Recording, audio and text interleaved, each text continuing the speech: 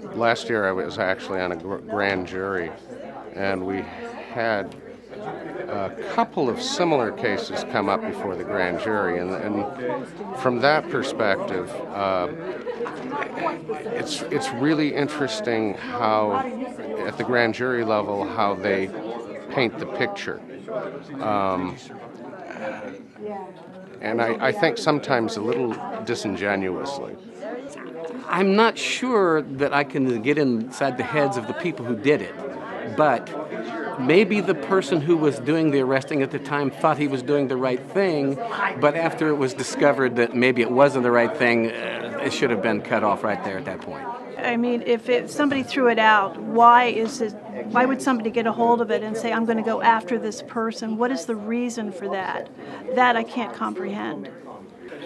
Well, obviously, from reading the story, she was really mistreated. The fact that, now that her daughter's 16 years old, she still lives with her, I think that they definitely, you can see they have a good relationship, a loving, and I definitely feel that, Allison's not the kind of person that you would think would abuse her child. You can see that. And obviously, she got screwed, big time. And I was like, how can this happen? How can police officers do this? I think it's quite atrocious to what happened to Allison with basically no wrongdoing and all the things that followed up. It's kind of a catastrophe for her to be faced with all those problems. I believe she was hurt emotionally in many ways, and I believe that she went through a lot of injustice, and she will show that in the movie, and that is to be seen. So I think the stories need to be told of how people are treated in the penal system throughout the country.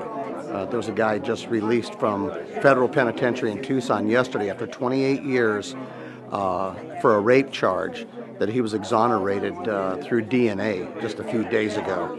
So, these stories need to be told. I'm sure there are other stories like that out there that are true, and if there are truth stories out there like that, they should be shown and they should be reported. That doesn't mean that Joe doesn't do a decent job at other things, and I think that he should be given an opportunity to correct his mistakes.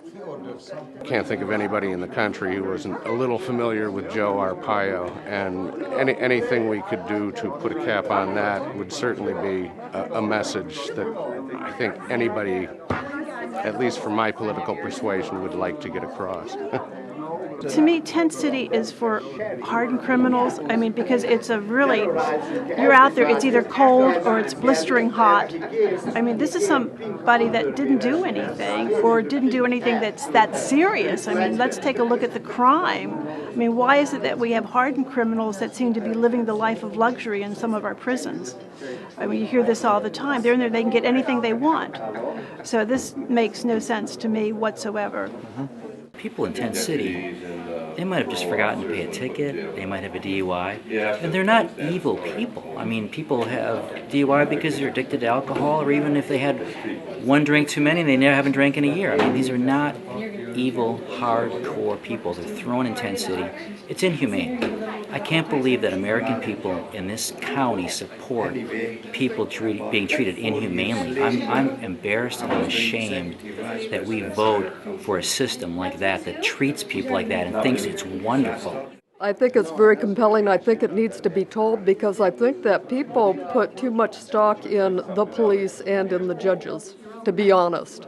It's going to hit home, and I think it's going to be an intense film, and there's going to be a lot of interest in it, not just on the creative and artistic side, but it sets a message. I think that it may be in all kinds of venues if you wanted to distribute it that way. Well, I believe everybody's going to have their own opinion, and it's going to raise a lot of controversy, good and bad.